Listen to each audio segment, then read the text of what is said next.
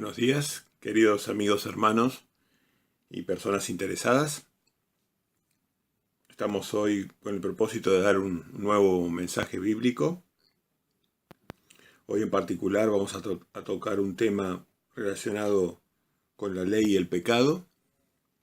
Un tema que exige muchísimo análisis, con lo cual vamos a dar un enfoque sintético al punto de lo que necesita la persona que tiene que tener un enfoque práctico, ¿no? en la prédica o para poder depurar sus propias creencias. Vamos a tomar como base los capítulos 7 y 8 del libro de la Carta de los Romanos. Así que, y como es nuestra costumbre, previamente a este análisis, vamos a hacer una introducción. En este caso, voy a hacer una introducción también breve,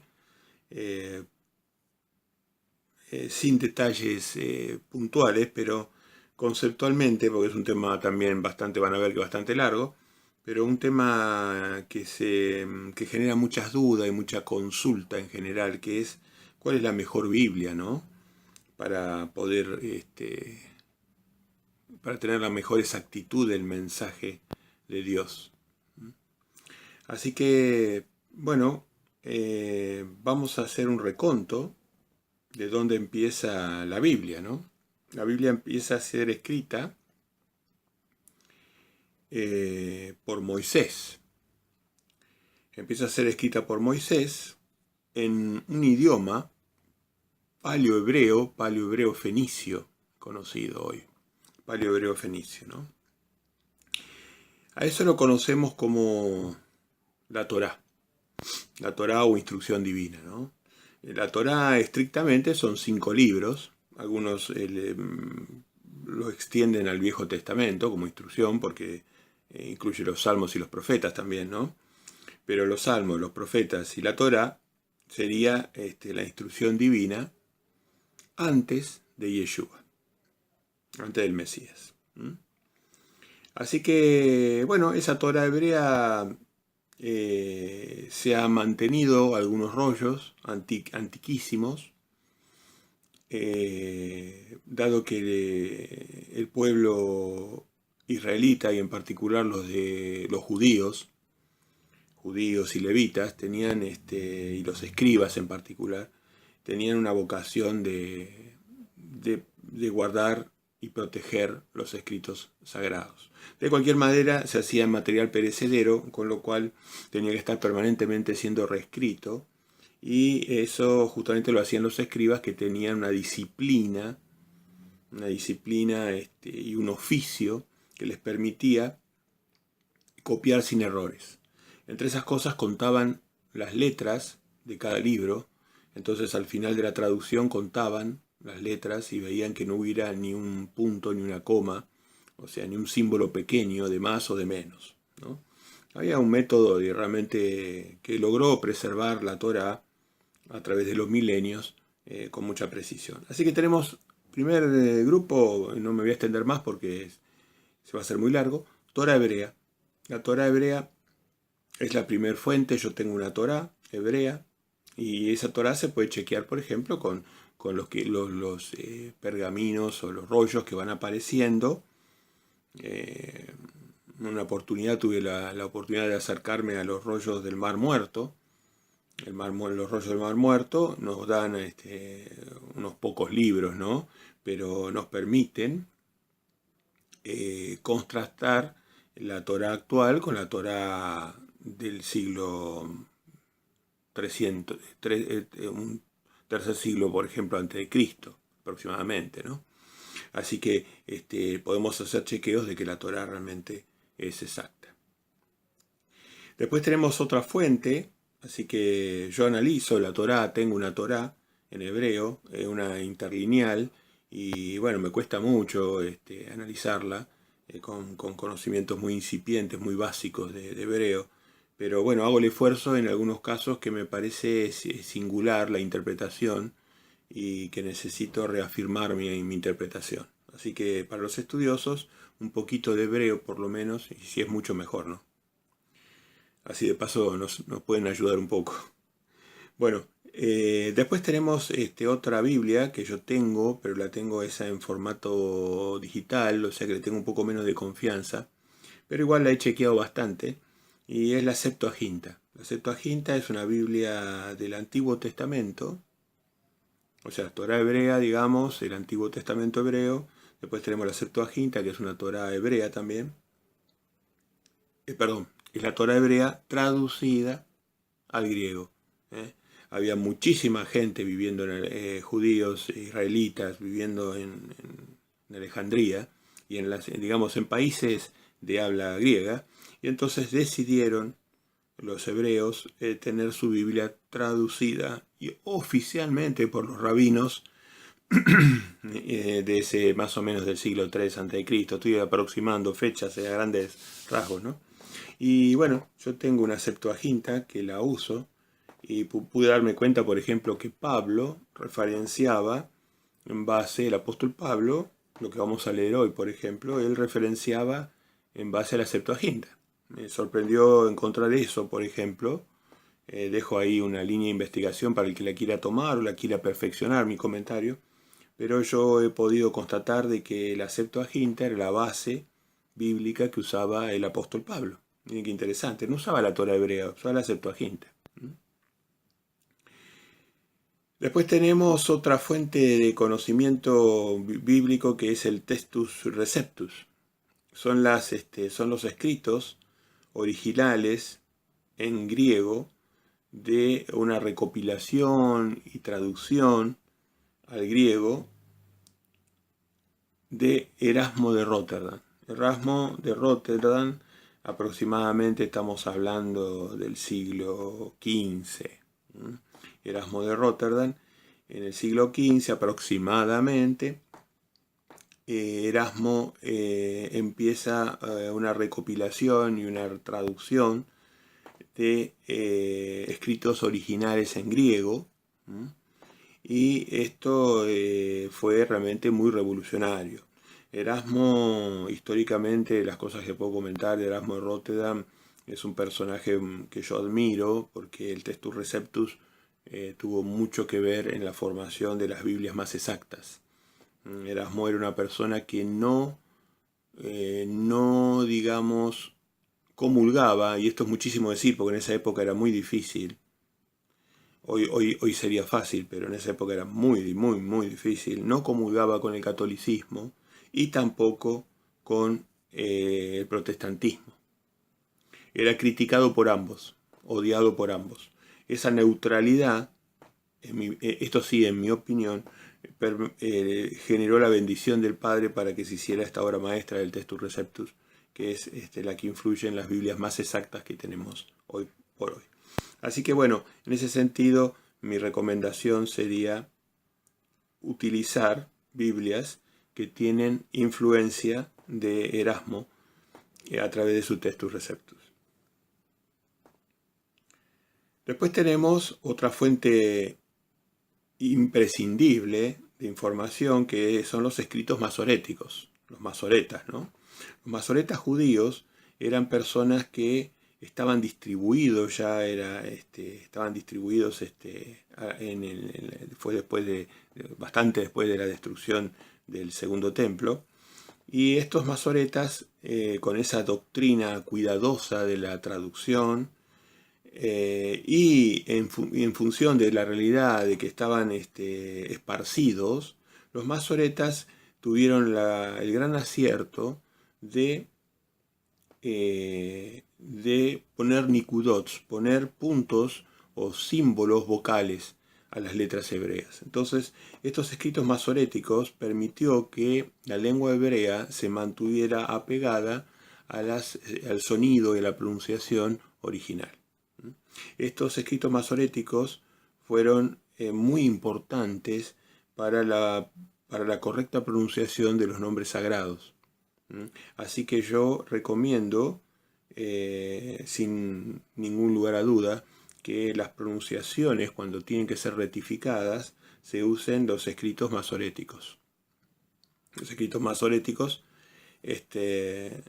reafirmados estos escritos masoréticos por los rabinos, obviamente que no oficialmente, porque los rabinos hoy por hoy ocultan mucha información, tienen una cultura, digamos, de estar ocultando cosas. No digo que sea buena ni mala, pero no voy a poner a juzgar a nadie, pero es la realidad. Entonces, pero bueno, todos los investigadores serios, eh, eh, por ejemplo, estoy tratando de pensar alguno, a ver, para dar una referencia, voy a dar algunos nombres que quizás ustedes quieran investigar. Por ejemplo, un investigador interesante, muy, muy importante, Nehemías Gordon. Nehemías Gordon es un investigador que ha investigado por su posición estratégica, porque es judío y es un judío relevante de la sociedad, ha investigado muchísima literatura antigua de los rabinos y pudo dirimir que independientemente de los masoretas, las pronunciaciones correctas eran las masoréticas, afianzadas por los rabinos que, si bien las ocultaban a las pronunciaciones correctas de los nombres sagrados, la tenían oculta, pero la tenían a la información. Así que las pronunciaciones recomiendo que analicen las masoréticas, porque las otras tipos de pronunciaciones que han venido de Rusia, han venido de Babilonia, de Egipto, han venido de África. Bueno, esas yo no recomiendo. Después de muchos años de estudio no recomiendo esas pronunciaciones.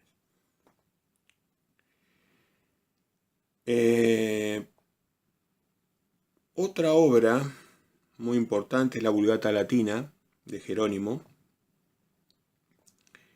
Jerónimo fue un cristiano primitivo que después se apropió la Iglesia Católica y le puso San Jerónimo, pero en realidad Jerónimo era un líder cristiano que tenía, sí, ciertamente afinidad por Damasio. Creo que es Damasio I, perdónenme si me equivoco, Damasio I, que no existían los papas en esa época, estamos hablando del siglo III, fin del siglo III. No existían los papas, pero existían los pontífices máximos de la Iglesia, ¿no? Los de la clase, por ejemplo, de Constantino, ¿no? Los pontífices máximos eran los emperadores romanos que se hacían los religiosos y se hacían los líderes religiosos. Bueno, Damasio era uno de esos emperadores religiosos y Jerónimo trabajaba para él, es cierto, trabajó ya para los romanos, pero hizo un trabajo. La Vulgata Latina es indudable que es una obra de interés y de consulta. Cuesta conseguir una Vulgata Latina fidedigna de Jerónimo, ¿no? Cuesta bastante, ¿no? Yo tengo algunas copias, pero no estoy seguro de su autenticidad. En fin, la Vulgata Latina es interesante como obra, no la recomiendo como libro de estudio, porque estuvo, digamos, controlada por los romanos. Entonces hay que ver Jerónimo cuánto cedió a la doctrina romana en pos de sus favores que recibía de Damasio, ¿no?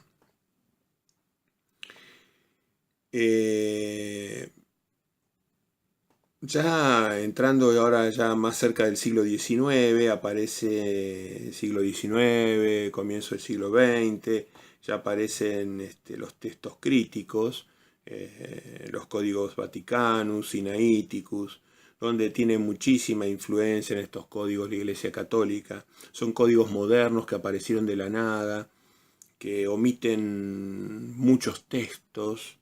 Yo realmente todo lo que es el Código Vaticanus, que viene del Vaticano, ¿no? Y el Sinaiticus, que viene de la Iglesia Católica y que son modernos, digamos, los han sacado de la galera, como se dice vulgarmente, ¿no? Y bueno, yo desconfío muchísimo de todas las Biblias que tienen bases sobre estos textos que tienen muchísimas alteraciones. O sea, yo pienso que las Biblias que están basadas sobre estas textos críticos. Como ejemplo, podría ser la NBI. La NBI, la traducción del Nuevo Mundo. Bueno, estas Biblias tienen muchísimos defectos, más allá que justamente quieren compensarlo por el vocabulario que usan un idioma moderno, muy moderno. Por eso a veces hace linda la lectura, pero lo lindo no es lo exacto. Y cuando usted es un estudiante avanzado de la Biblia, no le puedo recomendar cualquier Biblia que esté basada en jesuitas, digamos, jesuitas. Los jesuitas han tenido mucho que ver con los códigos vaticanos, con los Sinaiticus, con las traducciones NBI y con las traducciones del Nuevo Mundo. Así que esto no lo puedo recomendar. Sí, yo tengo varias versiones y a veces cuando uno quiere contrastar y comparar y bueno, y reforzar su conocimiento en base a dirimir por qué sacan o omiten en función de las doctrinas que defienden los jesuitas, ¿no? Y sus hijas, ¿no? Las religiones que usan estas Biblias, ¿no? Bueno, después, a ver, ¿qué nos va quedando? Textos críticos. La Biblia de Jerusalén es una Biblia que lo que tiene interesante es que tiene los libros históricos, que le dicen apócrifos, pero los libros históricos de la Biblia de Jerusalén. La Biblia de Jerusalén es la Biblia oficial católica actual, porque ya no usan la Vulgata latina. Pero la Biblia de Jerusalén es una Biblia que tiene los libros históricos. Eso es interesante porque los macabeos dan informaciones, algunos libros históricos que están en la Biblia de Jerusalén nos dan, si bien no le damos el peso, o yo por lo menos no le doy el mismo peso que los 66 libros de mi Biblia, Reina Valera, pero los libros históricos permiten, no desde un punto de vista ético y moral, pero sí de un punto de vista histórico, tener información sobre cosas que nosotros hoy necesitamos. Qué pasó en Jerusalén en los momentos de los macabeos, qué pasó en Jerusalén cuando Nabucodonosor tomó el templo, qué pasó, bueno, varias historias que están ampliadas y que nos dan datos que nosotros podemos usar. La Biblia, otra Biblia que esta sí yo recomiendo, o sea, la Biblia de Jerusalén recomiendo la parte de los libros históricos, porque sigue teniendo manipulaciones de los textos del texto crítico. La King James es una Biblia que viene de los puritanos. Los puritanos, y algunos de estos eran sabatistas, era gente muy estricta en su ética y su moral. Si bien el término puritano es despectivo, porque le decían puritanos porque tenían un estricto cumplimiento de la Biblia, algunas facciones en particular, los sabatistas, los puritanos sabatistas. En realidad la Biblia King James, si bien el rey Jacobo se llevó el título, que era el poderoso de la época, pero es una Biblia hecha por los puritanos. Con cualquier erudición media uno se da cuenta que es así, ¿no? En las Biblias puritanas. Por eso es una Biblia de altísima calidad, la King James. Es una Biblia generalmente que uno la encuentra en inglés. Yo tengo una, es preciosa, la uso. Si bien no es mi favorita, es muy buena Biblia. Después sí, mis favoritas actuales son la Biblia del Oso. La Biblia del Oso, esta Biblia es muy difícil de conseguir en un formato no adulterado. Es objeto de muchísimas adulteraciones porque es la expresión para mí más pura de la palabra de Dios. La Biblia del Oso es la expresión más pura. Si bien usted puede ir a la librería y conseguir Biblias del Oso, pero Biblias del Oso que no hayan sido adulteradas, es difícil. Mire qué contrasentido, ¿no? Por eso a mí me llevó mucho tiempo poder conseguir una Biblia del Oso original, como la que vio los ojos, exactamente la que vio los ojos de Casidoro, su editor, su creador, ¿no? Su traductor, la persona que la hizo, Casidoro de Reina, ¿no? En realidad Casidoro tuvo ayuda de Ferrara, de Hus, de Weekly, de Erasmo. Casidoro fue la punta del iceberg, ¿no? Pero bueno, pero Casidoro de Reina ciertamente era un hijo de la mujer, porque vivió toda su vida escapando del catolicismo y del protestantismo. Tanto católicos como protestantes mataban a la gente por crímenes de opinión, o sea que eso los excluye totalmente a los protestantes y a los católicos de la descendencia de la mujer. La mujer de Dios nunca puede ser asesina. Jesús decía que los asesinos no tenían la verdad y los que no tenían la verdad eran asesinos. Jesús enseñó eso y yo lo creo fervientemente. O sea, si hay algo que Jesús nunca nos permitió es la violencia. Todo lo contrario. Era el amor a ultranza, el soportar la injusticia, el ser muerto si era necesario, pero nunca hacer un daño. Y realmente uno ve que el protestantismo y el catolicismo realmente no fue así.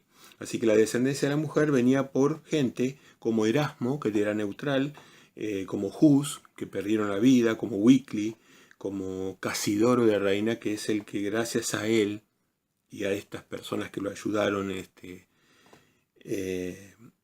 en el siglo XVI, principio del siglo XVI, termina. Él se tomó toda su vida, principio, o sea, siglo XV, siglo XVI. Él ahí, en toda su vida, hizo la versión del oso, que es la Biblia. La contra que tiene la Biblia del oso, yo tengo una facsimil, o sea, es sin ediciones, desde el 1500. Pero el problema que tiene es un castellano bellísimo, pero muy antiguo. Así que bueno, hay que aprender muchas palabras antiguas del castellano, es un desafío. Así que bueno, yo me tomo el tiempo cuando hay textos críticos nada más, no se puede predicar con la Biblia del oso. Así que bueno, es una Biblia de estudio para cuando uno ya está en temas de profundidad, donde no quiere ningún tipo de error, ¿no? Esa es mi favorita. Y de ahí, bueno, después la agarró Cipriano de Valera y ya se puso de acuerdo un poco con el calvinismo, quedó bien con el calvinismo y hizo algunos retoques a la Biblia del oso y salió una versión Reina Valera que es bastante apegada a la Biblia del oso, pero si uno está, digamos, a nivel de maestría, tiene que estudiar la Biblia del oso para sacar pequeñas diferencias que impactan sobre algunas doctrinas. Así que bueno, Reina Valera, la versión 1909 o la versión 1960, hasta 1960. Ya después de 1960 la han adulterado, también con la excusa de modernizarla a través de la existencia de los códigos críticos. So excusa de eso, los editores la van deformando en las doctrinas justamente que ellos quieren disimular. Así que yo recomiendo hasta la 1960, no más. Cualquier Reina Valera antigua, inclusive una del 1500 si quieren, 1560, 1570, pero no más allá de 1960. Yo para predicar uso la 1960 porque si bien tiene un idioma español un poquito más complicado, es preciosa la Biblia y tiene una exactitud bastante apegada a la Biblia del oso. Con respecto a esto, también quiero comentarles que bíblicamente en Apocalipsis se hace mucho énfasis a una estructura parabólica, una estructura metafórica bíblica, que es la mujer que tiene hijos y que tiene la mujer de Dios, que va a tener un hijo y que sufre dolores de parto justamente en el parto, ¿no? Entonces uno ve que esta mujer representa tranquilamente al pueblo fiel de Dios en el momento que viene el Mesías, ¿no? En el siglo, un poquito antes del siglo I, ¿no? Después de Cristo. Porque Cristo no nació exactamente en el siglo I, nació unos 5 años aproximadamente. Esto es tema de mucho debate, ¿no? Yo siempre estoy reviendo mis posiciones en ese sentido. Pero bueno, Cristo nace unos años antes de la era común. 5 años, supongamos, 6 años podría ser. Hay forma de estudiar eso, hay distintas formas de estudiar, y bueno, estamos siempre revaluando, corremos un año, le agregamos un año, pero estamos bastante conformes con pensar que es 5 años antes del comienzo del siglo. Esta mujer tiene, después otra vez, esta mujer aparece en acción justamente en la época de Hus, Wycliffe, Erasmo y Casidoro de Reina. La descendencia de la mujer se hace expresa, y los puritanos, como les dije, ¿no? Esta gente es perseguida brutalmente, muerta, masacrada, torturada, pero pese a la acción directa de Satanás, intimidatoria, la Biblia, a través de obviamente sus servidores, ¿no? En ese caso era el protestantismo, era el catolicismo, era una inquisición también reciente, sobre todo los jesuitas, una orden hecha para digamos, disimuladamente hacer daño a la descendencia de la mujer, y en particular a su hijo, que en ese momento era la palabra de Dios, ¿no? Este fue un momento muy, muy particular del cristianismo, cuando en el siglo, entre el siglo, digamos, XIV y XVI, surge la Biblia como la conocemos hoy, y gracias a eso hoy nosotros conocemos la voluntad de Dios, ¿no? Si no hubiera sido por esa generación de mártires, hoy no tendríamos, o tendríamos muchísima confusión sobre la palabra de Dios.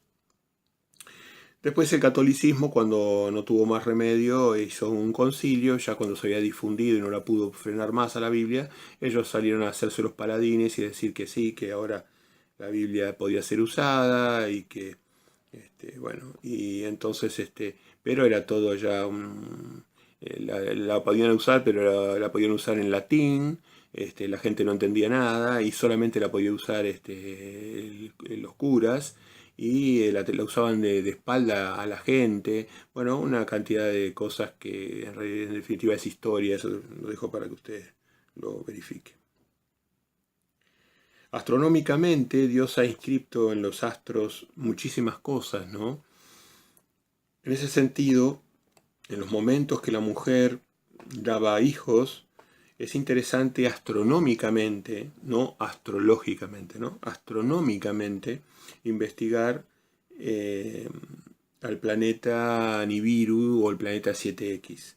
El planeta 7X es un planeta viajero, visitante, que casualmente tiene órbitas que más o menos promedian unos 300 años, o sea, visita la Tierra cada 350 años, cada 280 años. Es un planeta muy, muy particular. Astronómicamente,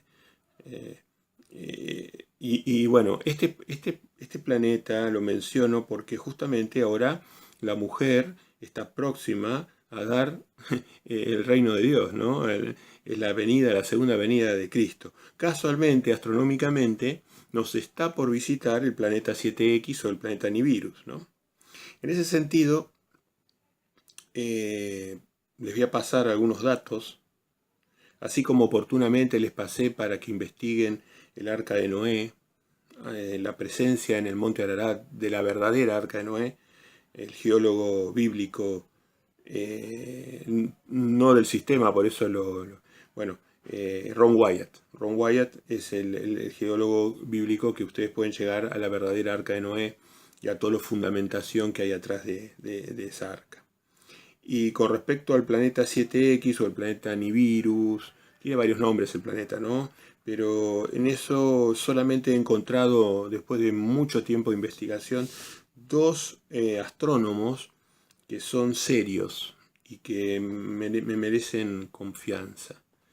Realmente cuando a ustedes se les abra el conocimiento de cómo Dios en los cielos, acuérdense que cuando Yeshua nació hubo una señal en el cielo.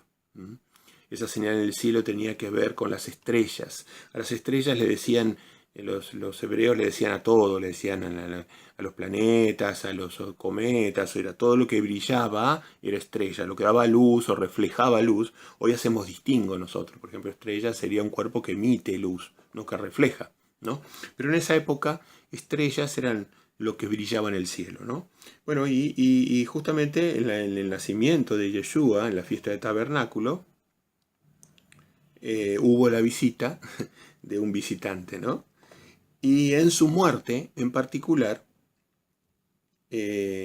coincide la visita del planeta 7X con el año 28 después de Cristo, y esto, de la era común, digamos, 28, y esto coincide con los cálculos que tenemos en base a la vida de Herodes, de la muerte real de Yeshua, ¿no? Así que, bueno, casualmente ahora en esta segunda venida, el planeta 7X está haciendo estragos en el clima. Todavía está lejos, está atrás del Sol, según los cálculos astronómicos, pero ya se empieza su influencia a notar en el clima. Están aumentando muchísimo la frecuencia de los terremotos, porque el planeta afecta al magma de la Tierra, y en particular viene con una trayectoria que va a su cola, va a impactar severamente sobre la Tierra. Bueno, esto es muy interesante, yo podría hablar muchísimo de esto, bueno, muchísimo, podría hablarles bastante, pero en realidad lo interesante es escuchar a los astrónomos. Yo les voy a pasar dos nombres para que ustedes, porque esto va a tener mucho que ver con este tiempo, estos 10 últimos años, o estos últimos años que tenemos de este sistema satánico. Esto lo van a escuchar mucho, y entonces yo los voy a orientar porque se va a decir muchas mentiras y falsa información. La NASA este tema lo tiene velado, ellos lo estudian.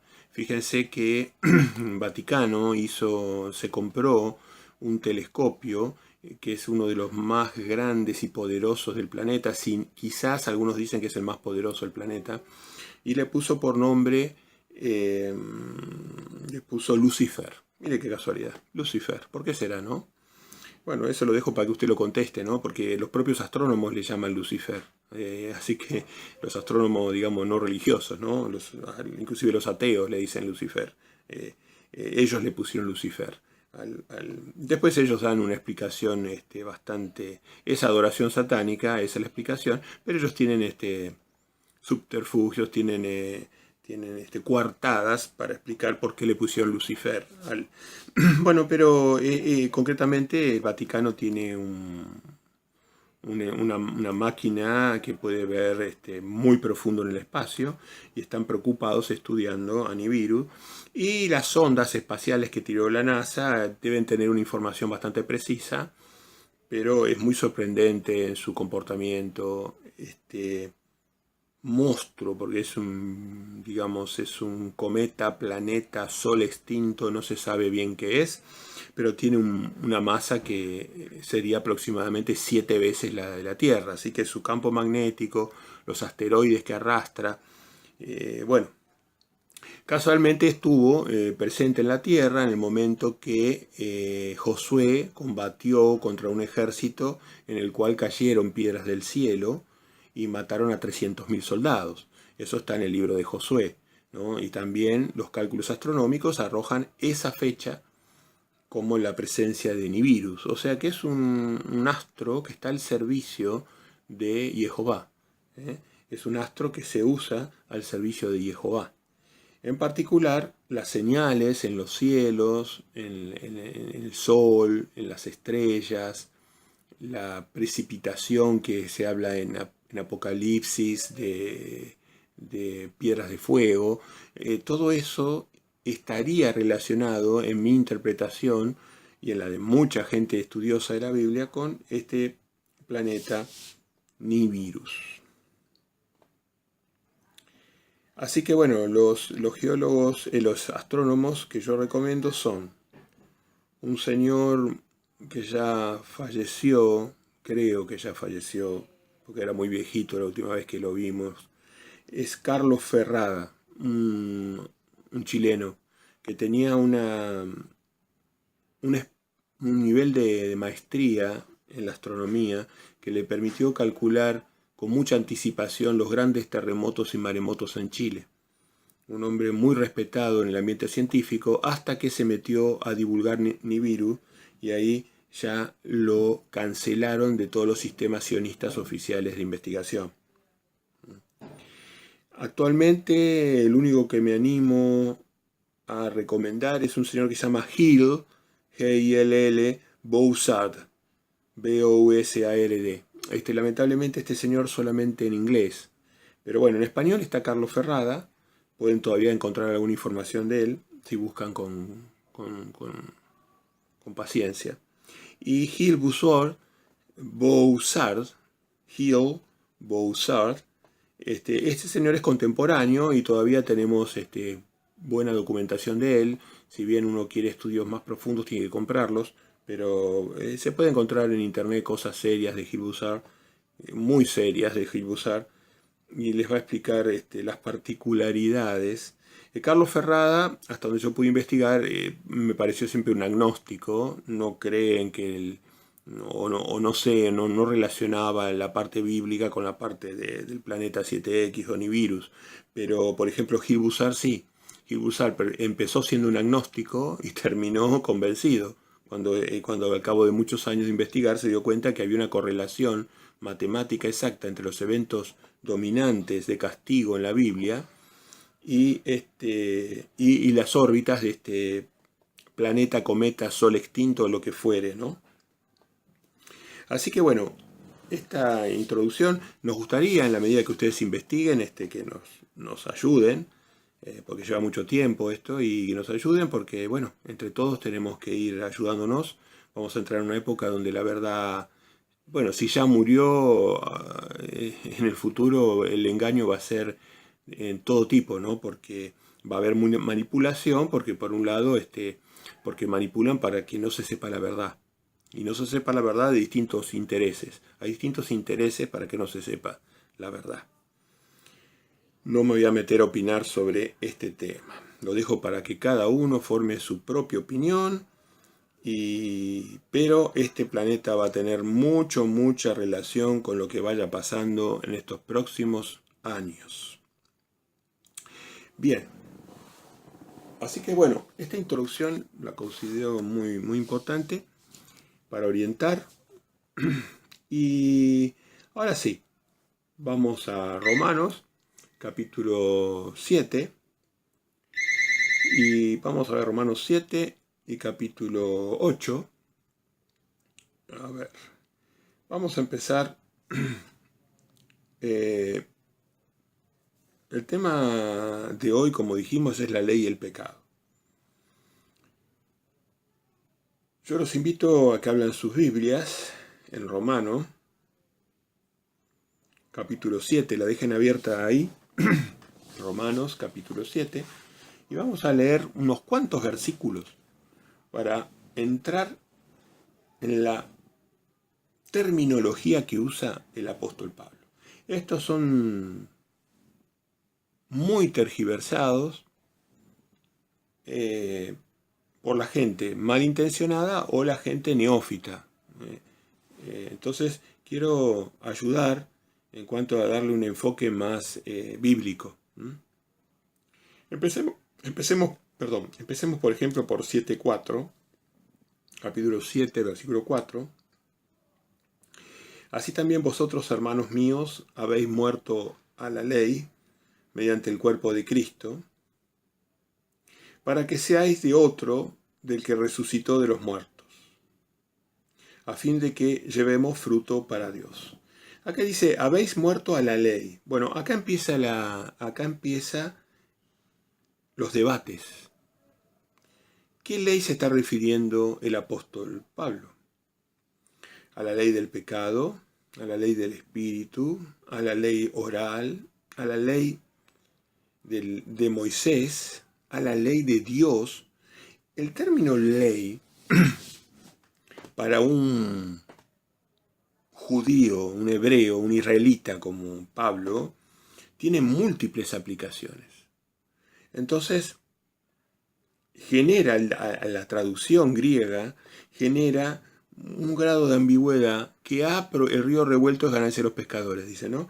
El término ley genera una ambigüedad para poder manejarla a favor de la desinformación o el engaño. Así que dice que nosotros habéis muerto a la ley mediante el cuerpo de Cristo. ¿Para qué usó esto las religiones babilónicas? Para justificar de que ya la ley de Dios no valía. Una cosa que es totalmente 100% opuesta a la realidad bíblica. Entonces, vamos a ver que a lo largo de 7 y 8 de Romanos, vamos a ver que la ley tiene otro sentido. En el 5 dice, porque mientras estábamos en la carne, las pasiones pecaminosas que eran por la ley, de nuevo, la ley generaba pasiones pecaminosas, la ley de Dios podría generar pasiones pecaminosas, no, parece que no, ¿no? Obraban en nuestros miembros llevando fruto para muerte. O sea que Dios hizo la ley para la muerte del hombre, no, imposible. La hizo para la vida, la ley. Pero ahora estamos libres de la ley por haber muerto para aquella en que estábamos sujetos, de modo que sirvamos bajo el régimen nuevo del Espíritu y no bajo el régimen viejo de la letra. Bueno, acá sí aparece el régimen nuevo del Espíritu. Esto es cierto, el nuevo pacto se basa en la ley del Espíritu, eso es bíblico. Entonces, lo más poderoso que tenemos nosotros hoy, después de la venida del Mesías, es el Espíritu del Mesías para poder interpretar la Biblia, para poder cumplirla, para poder llevarla a cabo. Entonces sí que desde ya que estamos bajo el régimen nuevo del Espíritu. Ahí está bastante claro. Y no bajo el régimen viejo de la letra. Bien, ok. O sea, ¿por qué? Porque vamos a ver que la letra ahora se interpreta por el Espíritu. Si usted recibe a Jesús en su corazón, si usted se arrepiente, si usted se bautiza, si usted recibe a Jesús como su Salvador y recibe su Espíritu, ahora la letra de la ley se le va a abrir y se le va a hacer clara. La letra de la Biblia, de los 66 libros, de los 72 libros, se le va a abrir y usted va a tener un entendimiento cabal y va a ver que todo es un engranaje, es una máquina perfecta y que cada libro opera con una información particular. Por ejemplo, en Romanos 7:7, este texto es muy importante, presten atención. ¿Qué diremos pues? ¿La ley es pecado? Dice, ¿es pecado la ley? En ninguna manera. Pero yo no conocí el pecado sino por la ley. Bueno, acá está hablando de la ley de mandamientos. Esto se llama ley de mandamientos, que son los 10 mandamientos que están en el arca de oro, ¿no? Los 10 mandamientos más grandes que existen, ¿no? Yo no conocí el pecado sino por la ley de mandamientos, se está refiriendo Pablo, porque después aclara, porque tampoco conocería la codicia si la ley no dijera no codiciarás. Bueno, acá usted tiene la revelación, esta es la revelación importante. Acá le está diciendo Pablo que él no puede conocer el pecado si no es por la ley. O sea que la ley nos enseña el pecado. Ahora, no nos enseña cómo a cumplir o a tener las fuerzas morales para poder cumplir la ley. Pero fíjese que es muy claro esta revelación. Preste atención, léalo 7:7, Romanos 7:7, léalo 1000 veces, porque esto es una revelación muy importante. Usted tiene que darse cuenta que dice que él no podría haber conocido lo que es pecado si no hubiera conocido la ley de mandamientos. Y la ley de mandamientos son 10 e incluye todos los mandamientos. O sea, no es que la idolatría dejó de ser mala, como dice el catolicismo. O no es que el Shabbat ya no vale, como dicen casi todas las religiones. No. Él dice que el pecado sigue siendo, uno sigue sabiendo qué está malo, qué ofende a Dios, a través del reconocimiento de la ley de Dios. Así que miren, 7:7, léalo, ya con eso, si usted entiende esto, Ya esto justificó esta charla que tenemos, desde mi punto de vista. Después saltamos al 7.12 y vemos un nuevo comentario, de manera que la ley a la verdad es santa y el mandamiento santo, justo y bueno. Por supuesto, acá está hablando de la ley de mandamientos, donde dice en el 12, obviamente que usted tendría que leer el 7 y 8 completo, por cuestión de tiempo no lo vamos a hacer, de manera que la ley a la verdad es santa y el mandamiento santo, justo y bueno. Claro que sí, la ley es santa, la ley de mandamientos es justa, es buena, tiene todos los atributos de Dios, la justicia, la santidad y la bondad. O sea, la ley es de Dios, tiene los tres atributos de Dios. Entonces, esa ley nos permite saber qué es el pecado. Y el pecado no cambia. Lo que cambió es que ahora tenemos el Espíritu de Jesús, lo que hemos aceptado a Jesús, para poder interpretar su palabra, los 66 libros. Así que esta es una gran revelación que espero que la mediten para no ser engañados. Después en el 7.14 dice, porque sabemos que la ley es espiritual, mas yo soy carnal, vendido al pecado. O sea, acá Pablo hace como una catarsis, a partir del 14 hace una catarsis de lo que le cuesta cumplir, eliminar la ley de la carne. Él quería de alguna manera eliminar la ley de la carne. La ley de la carne, yo soy carnal, la ley carnal o la ley del pecado, le dice el apóstol Pablo, va a aparecer por ahí el término, ¿no? Está en el 23, en el 7.23, habla de la ley del pecado, ¿no? La ley del pecado es justamente la carga que tenemos, o sea, toda la cultura pecaminosa que heredamos de nuestros ancestros. O sea, esa inclinación al mal que tenemos culturalmente. Si nosotros hubiéramos sido criados en una cultura que de chiquitito nos inculcara la bondad, la justicia, la rectitud, la santidad, nosotros no tendríamos esa inclinación que tenemos hoy. Así que, pero Pablo también la recibió, igual que nosotros, ¿no? Recibimos justamente la contracultura satánica, la hemos absorbido, entonces tenemos que luchar contra eso, pero vamos a luchar con nosotros, a diferencia del viejo pacto, tenemos para luchar con el Espíritu de Jesucristo. Esto es muy importante que mediten sobre este tema. El Espíritu de Jesucristo que mora en nosotros, ahora vamos a ver algunos textos, es el que nos permite a nosotros llegar a buen puerto con la inclinación genética y cultural que tenemos hacia el pecado. La degeneración y sobre todo la cultura pecaminosa que heredamos de nuestros ancestros pecadores, alejados de Dios. Entonces, esto es lo que se refiere por la ley del pecado. Vemos en el 22, por ejemplo, porque según el hombre interior me deleito en la ley de Dios. Bueno, de vuelta, la ley de Dios ya es más amplia, la palabra no es la ley de mandamientos, sino que la ley de Dios ya son todas las leyes que regulan la Biblia. La Biblia es la ley de Dios. En la Biblia uno extrae la ley de Dios. Uno se deleita. O sea, todas las personas que amamos a Dios, nos deleitamos en su palabra. Entonces, desde ya que estamos de acuerdo con Pablo cuando dice, porque según el hombre interior me deleito en la ley de Dios. Pero veo otra ley en mis miembros que se rebela contra la ley de mi mente y que me lleva cautivo a la ley del pecado, que está en mis miembros. Bueno, miserable de mí, ¿quién me librará de este cuerpo de muerte?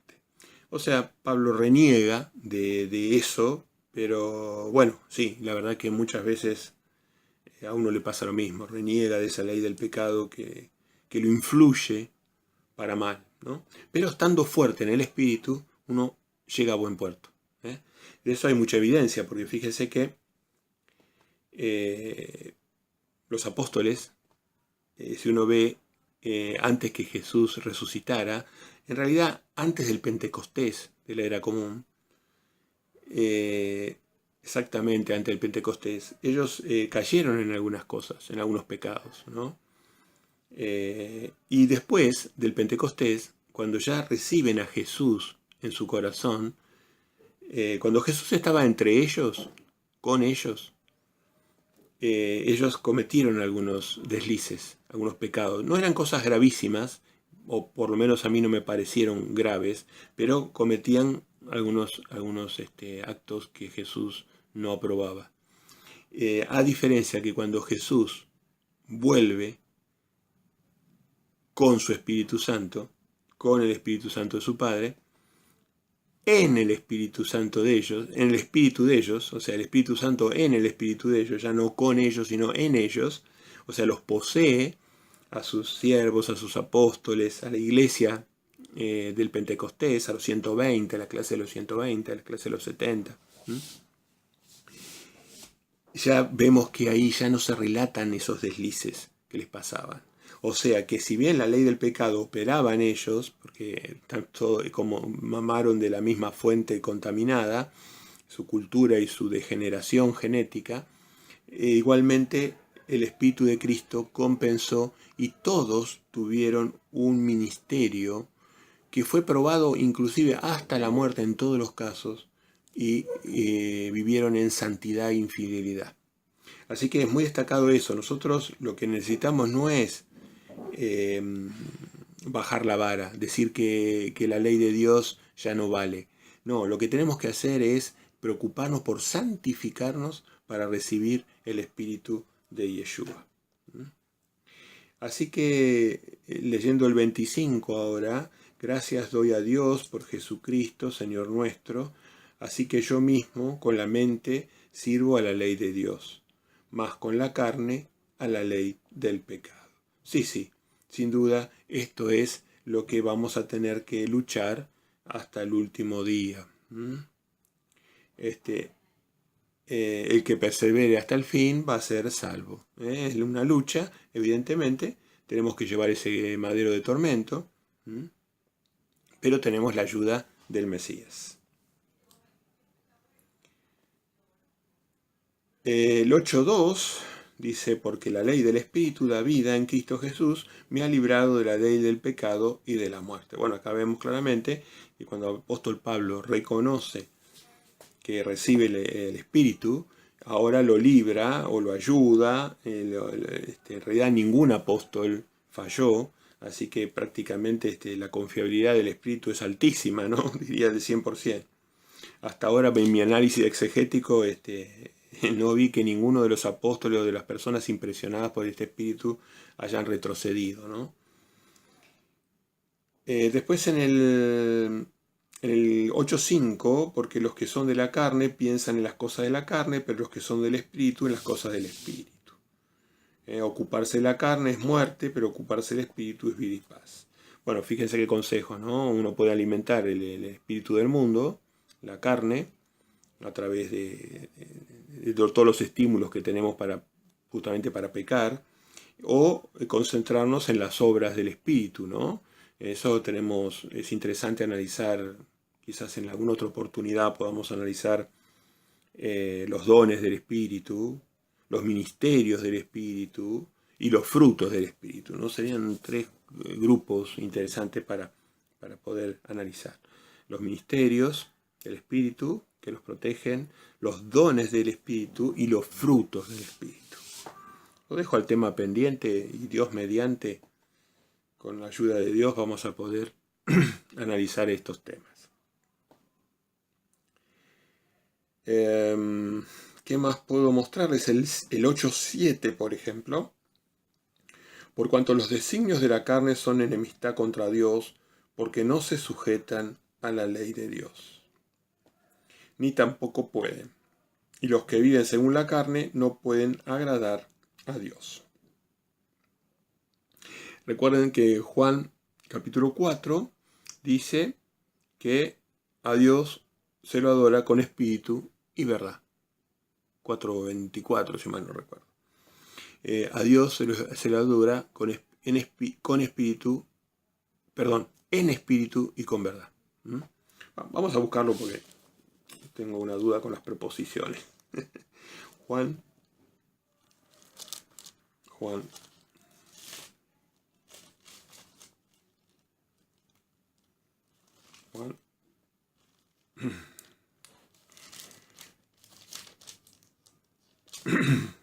4,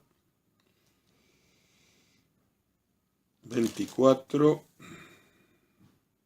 Bueno, con el texto parece que anduve bien. 4:24.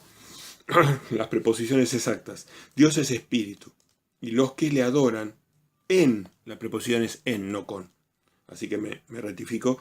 Dios es espíritu, y los que le adoran en espíritu y en verdad es necesario que le adoren. Muy bien. O sea que si nosotros no recibimos el Espíritu de Cristo, no vamos a poder llegar a la verdad, y por ende son las dos cosas que requiere el Padre para que lo adoremos. El Espíritu nos permite recibir la verdad y hacerle frente a esta ley del pecado que Pablo nos anuncia en Romanos. Perfecto. Después, por ejemplo, hay muchas cosas interesantes acá, leanlo despacito. 8:10, pero si Cristo está en vosotros, el cuerpo en verdad está muerto a causa del pecado, mas el espíritu vive a causa de la justicia. Fíjense qué consejo que da, ¿no? Porque la fe sin obras está muerta, nosotros sabemos eso, ¿no?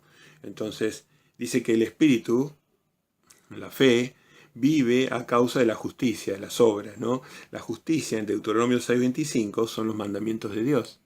Se alimenta el espíritu de los mandamientos de Dios, el alimento, ¿no? Mi alimento es hacer la voluntad de mi Padre, decía Jesús, decía Yeshua. Muy bien, ese es otro dato interesante, ¿no? 8:13. Porque si vivís conforme a la carne, moriréis, mas si por el Espíritu hacéis morir las obras de la carne, vivirás. Así que fíjese que nos dice Pablo que en su experiencia el Espíritu operando sobre él llegó al punto de hacer morir las obras de la carne. Empezó con una preocupación por la ley del pecado y después nos dice que llega a hacer morir las obras de la carne. El 14, porque todos los que son guiados por el Espíritu de Dios, estos son hijos de Dios. Pues no habéis recibido el espíritu de esclavitud para estar otra vez en temor, sino que habéis recibido el espíritu de adopción, por el cual clamamos Abba Padre. Este texto, el 15, es místico, o sea, es muy espiritual. Esto da para mucho análisis, no me voy a meter ahora en este análisis, pero sí me quiero quedar con este tema, ¿no? La pulseada entre la ley del pecado, la ley de Dios y el Espíritu Santo, ¿no? Cómo obra ese equilibrio, ¿no? Cómo vamos matando a la carne o la vamos acorralando, y cada vez se nos hace más fácil el camino del Mesías, el camino que lleva a la verdad y a la vida. Yo soy el camino, la verdad y la vida, decía Yeshua, ¿no? Y así que ahora podríamos recordar algunas cosas. Primero Juan 17:3 y Juan 17:17. Tengan presente que la santificación se da por el conocimiento. El conocimiento de su palabra, la Biblia. Así que siempre damos estímulo.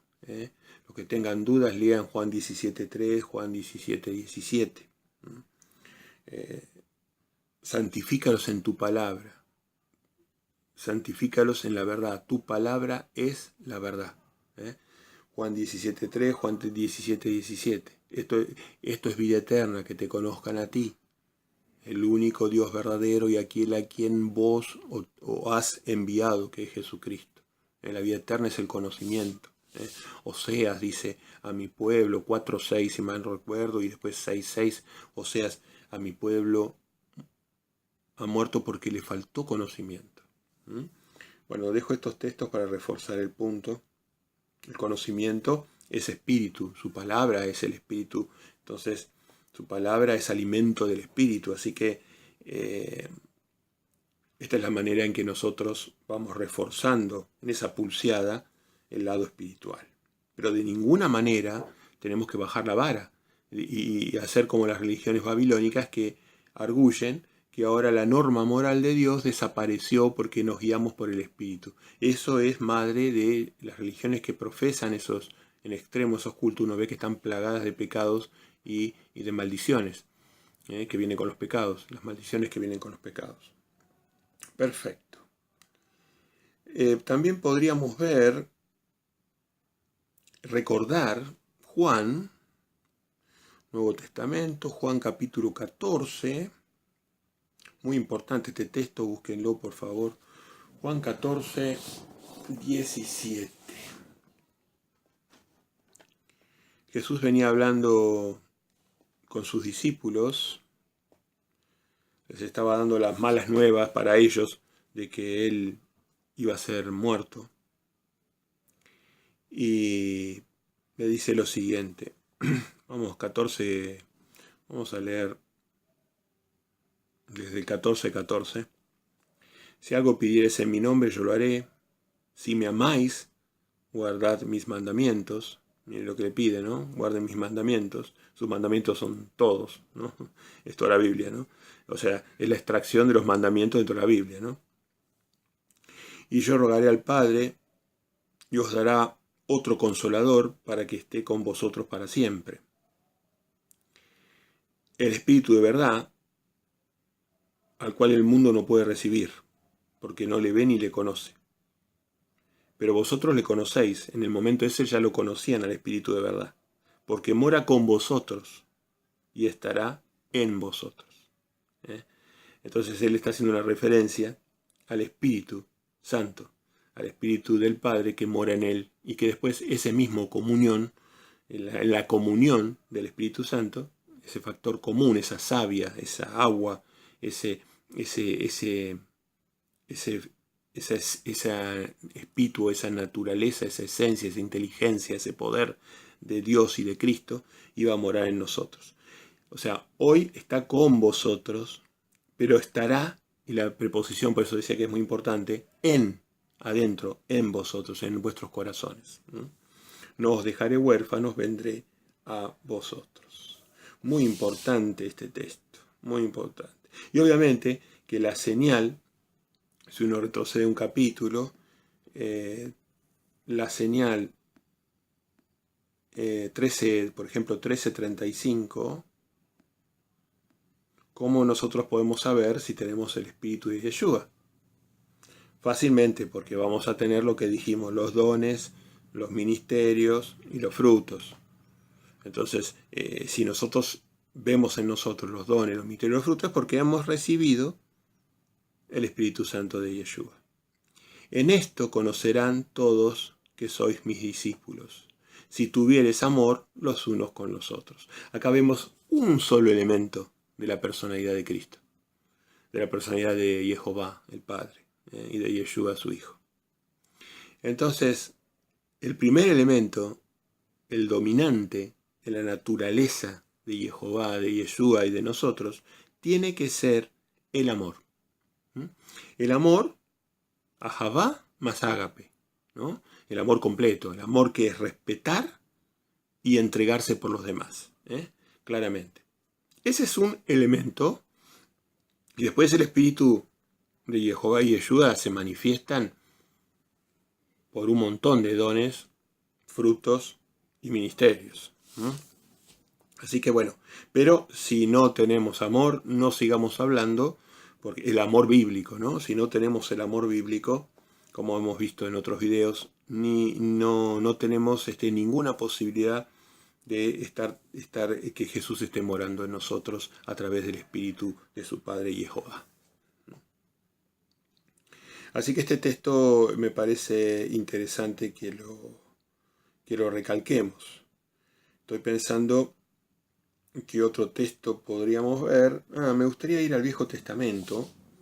Un toquecito del Viejo Testamento. El profeta Jeremías. Jeremías 31. Pueden poner en pausa, ir al índice. Los que no estén habituados a ir al Viejo Testamento. Jeremías capítulo 31. viene después de Isaías, Jeremías 31, si mal no recuerdo. Sí, Jeremías 31, he aquí, que vienen días, dice Jehová, en los cuales haré nuevo pacto con la casa de Israel y con la casa de Judá. No como el pacto que hice con sus padres el día que tomé su mano para sacarlos de la tierra de Egipto, porque ellos invalidaron mi pacto, aunque fui yo un marido para ellos, dice Jehová. Pero este es el pacto que haré con la casa de Israel después de aquellos días, dice Jehová. Daré mi ley en su mente y la escribiré en su corazón, y yo seré ellos por Dios, y ellos me serán por pueblo. Fíjense que este es el pacto en la situación en la que estamos presentes nosotros, ¿no? El Israel de Dios, los que fuimos injertados, según el capítulo 11 de Romanos, 11:17. Los que fuimos injertados en Israel, hemos empezado a ser los primeros en unirnos a este pacto, donde, ¿qué dice? Yo escribiré en su corazón. Quiere decir que vamos a estar, al decir esta expresión bíblica, lo que nos está diciendo, muchas cosas nos dice, pero una de las principales es que nos dice que nosotros vamos a estar motivados hacia cumplir la ley de Dios. La ley de Dios la va a poner en nuestra mente, porque ahora la podemos enseñar.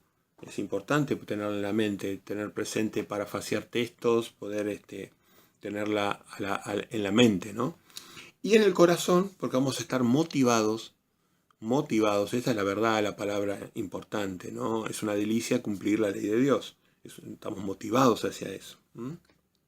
Eso no quiere decir que todavía no estemos luchando contra la ley del pecado que mencionaba el apóstol Pablo. Así que otro texto que quizás sería interesante recordar, Filipenses 1:19. Filipenses 1:19. A ver. Filipenses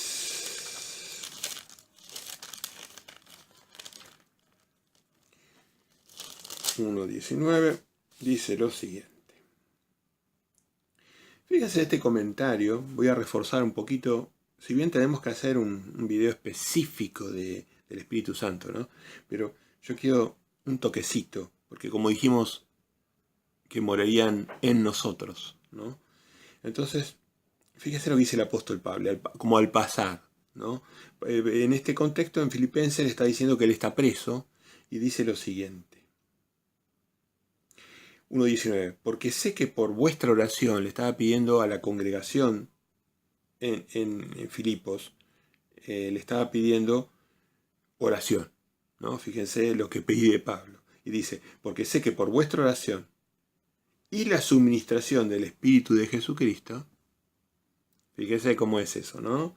O sea, Pablo estaba santificado, entonces el Espíritu, la suministración del Espíritu de Jesucristo, esto resultará en mi liberación. Entonces, el que iba a estar en nosotros es Jesucristo, el Hijo de Jehová, que tiene el mismo Espíritu o la comunión del Espíritu Santo del Padre. El Padre es el Santísimo y Él es el Santo. Y el Espíritu es común a ambos. Es el que mora en nosotros y opera en nosotros y nos ayuda a llevar adelante el pecado que hemos heredado de la descendencia de la serpiente. Así que este texto me parece que es muy, muy inspirador. Vieron que simple lo explicó el apóstol Pablo. También me gustaría ver Gálatas. Está por el lado de los Efesios, ¿no? Gálatas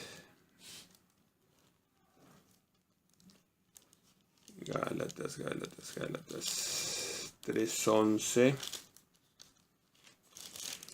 Gálatas 3:11, que dice así.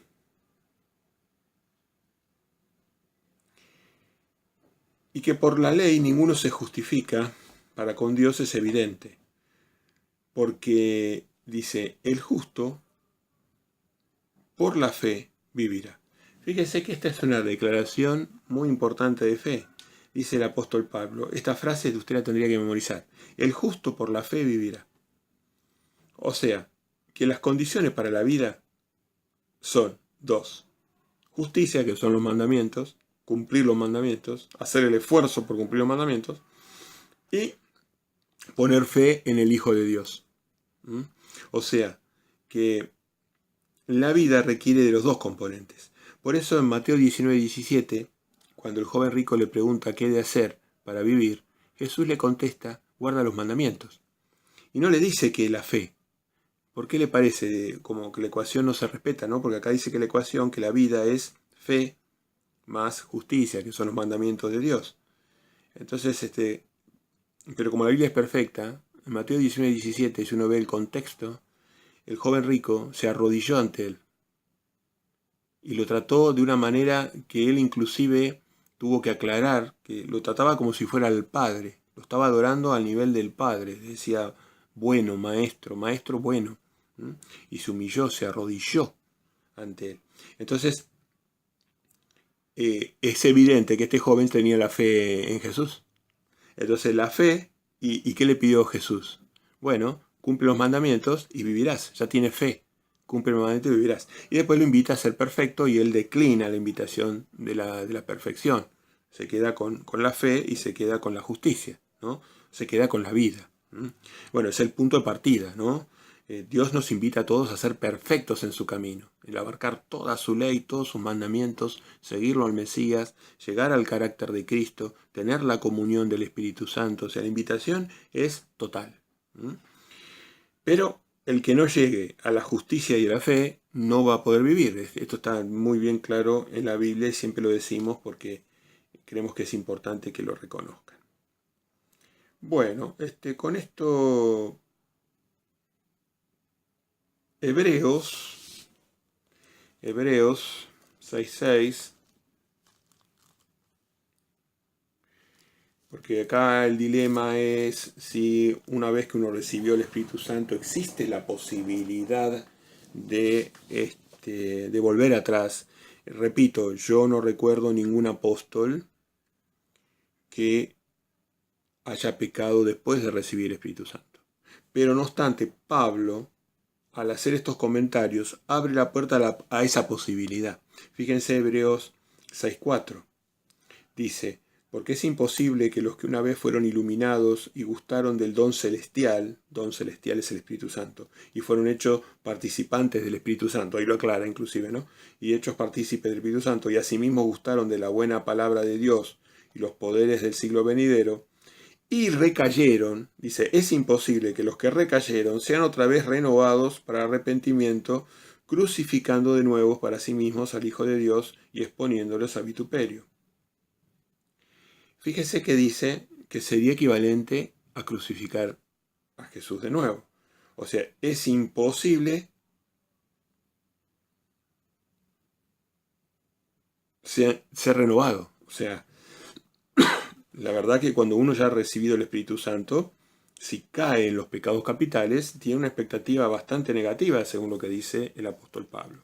Yo se los quería mostrar para que vean la falsedad de las teorías blanditas babilonias, donde dejan lugar a que uno eternamente puede estar pecando con pecados capitales, ¿no? Si vemos, por ejemplo, para reafirmar este punto, Hebreos 10:26, fíjese lo que dice el apóstol Pablo, porque si pecáramos voluntariamente después de haber recibido el conocimiento de la verdad, ya no queda más sacrificios por los pecados, sino una horrenda expectación de juicio y de hervor de fuego que ha de devorar a los adversarios. Bueno, en fin, léanlo en todo el contexto esto, pero es un punto a tener presente. Yo, si bien, vuelvo a repetir, no vi ningún caso donde, teniendo claramente el Espíritu Santo, la persona peca, ¿no? Pero Pablo deja abierta esa posibilidad. Deja abierta esa posibilidad. Bueno, queridos hermanos, queridos amigos, personas interesadas, hemos traído la palabra. Le pido al Padre yo estoy bajo oración haciendo esto. le pido al Padre que si hubo alguna cosa que se desajustó con su verdad bíblica, la sepa rectificar y me corrija en algún punto. Espero que no. Me siento muy confiado con lo que les he comentado. Espero que sea de bendición para ustedes, tanto la introducción, que los oriente para poder tener una palabra de Dios que les permita llegar al conocimiento exacto, y también de a poco los voy a ir informando de cosas contextuales que hacen al reino de Dios, a la llegada del Mesías próxima, muy próxima. Falta realmente muy poco.